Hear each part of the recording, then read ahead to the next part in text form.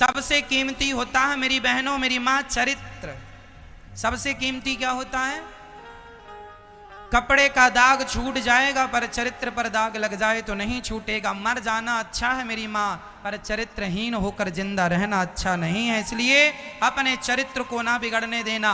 चरित्र लड़कों के लिए भी जरूरी है और चरित्र लड़की के लिए भी जरूरी है। कैरेक्टर कहते हैं आपकी भाषा में।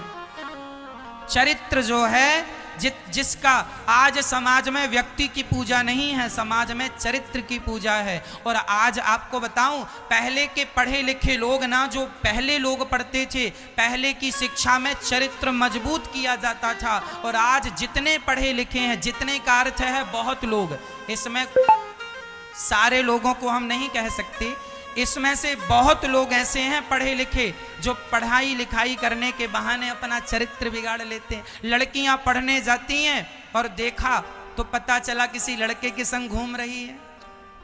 लड़का पढ़ने गया, हॉस्टल में रहता है, किसी लड़की के संग रहता है। रिलेशनशिप में रहने लगे आजकल लड़के। ये पढ़ने गए हैं, ये पढ़ते कम हैं, चरित्र ज़्यादा बिगाड़ रहे हैं। पहले की पढ़ाई ऐसी नहीं थी मेरी माँ। पहले तो बच्चे पढ़ते थे और पढ़कर चरित्रवान होते थे, और आजकल पढ़ते हैं, पढ़कर चरित्र बिगाड़ कर आते हैं। इनका चरित्र वहीं बिगड़ जाता पढ़ने के नाम पर। आज लड़कियां हॉस्टल में रहती हैं, माँ बाप भेज देते हैं, पढ़ने गई है, जरा जाकर देखो तो 7 बजे रात्रि को, शाम को किसी लड़के के साथ बैठी मिलती है। आपने नहीं देखा? नहीं देखा? देखा है आपने। मुंबई में आप चले जाना, समुद्र के किनारे लड़का लड़की मधुमक्खी की तरह मिलते हैं आपको, हाँ या ना? दिल्ली चले जाओ, वहां पार्कों में जाकर देखो, लड़का लड़कियों के सिवा वो पार्क लड़का लड़की के लिए बनाया गया ऐसा लग रहा है। बैठे हैं रात रात तक किसी छांव में पेड़ के, वो अकेला एकांत ढूंढ रहे हैं, बैठे हैं। लड़का ये पढ़ने आए हैं, ये पीएचडी चल रही है इनकी, पीएचडी कर रहे हैं, पढ़ रहे हैं, अच्छे घर के लोग हैं, पढ़ने आए हैं। और माँ बाप कह रहे हैं पढ़ने गई है छोरी, पढ़ रही है कि क्या कर रही है, थोड़ा तुम भी तो जाकर देख लो, तुम भी तो मुआयना करो, बाप हो। हाँ, तुम्हारा बेटा पढ़ रहा है, जाकर देख लो क्या कर रहा है। बड़े बड़े शहरों में जब आप बेटी और बेटों को पढ़ने भेजते हैं, पढ़ाई तो ना के बराबर होती है। ये सब चलता है, ये सब आपको पता है, लेकिन अब आप ही नहीं चाहते कि ये सब आपके बच्चे संस्कारी हों। तो फिर जब आप ही नहीं चाहते तो फिर दूसरा चाहेगा भी तो क्या होगा? जब माँ बाप ही नहीं एक्शन ले रहे हैं सही रास्ता।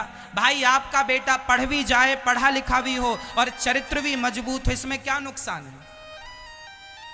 शादी के बाद तुम अब जितना संसार का भोग भोगना है भोगो, कौन मना करता है, पर शादी तो हो जाने दो।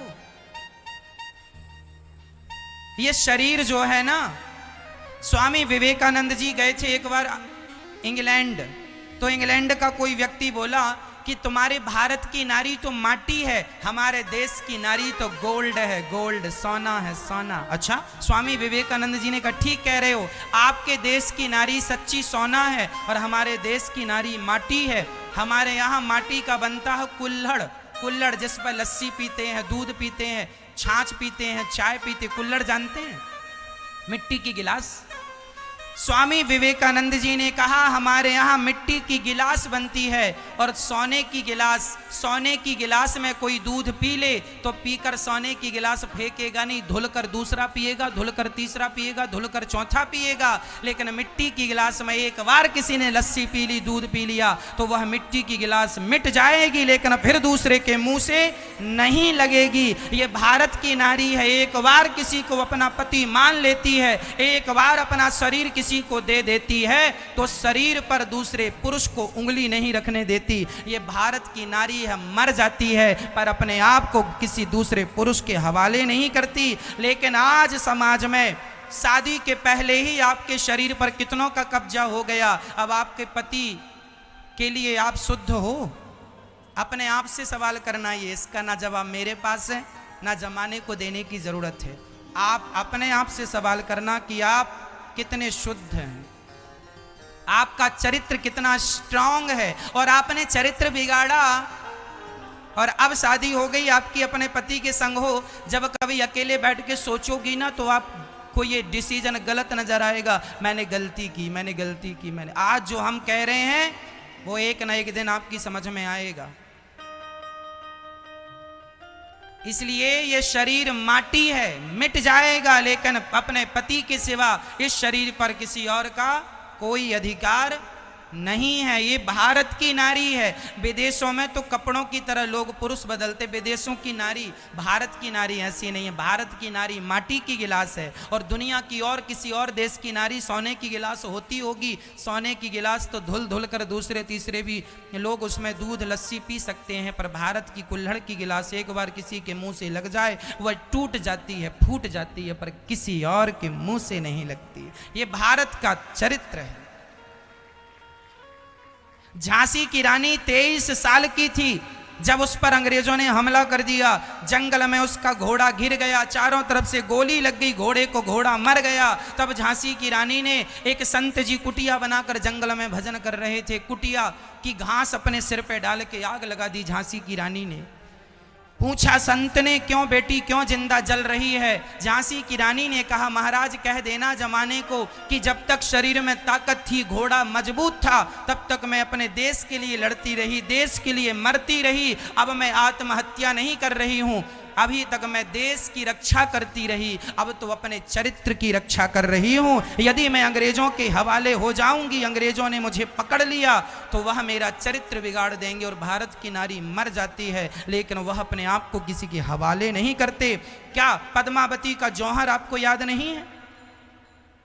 पद्मावती का जौहर कह दिया किसी ने कि तुम्हारे पति मर गए युद्ध में, उसने कहा मर गए तो फिर कोई दूसरा पति, दूसरा पुरुष आवे और मुझे स्पर्श करे, बर्दाश्त नहीं है, इसलिए मैं मर जाती हूं। आग में कूद गई, मर गई, लेकिन अपने आप को किसी के हवाले नहीं किया। ये भारत का चरित्र था।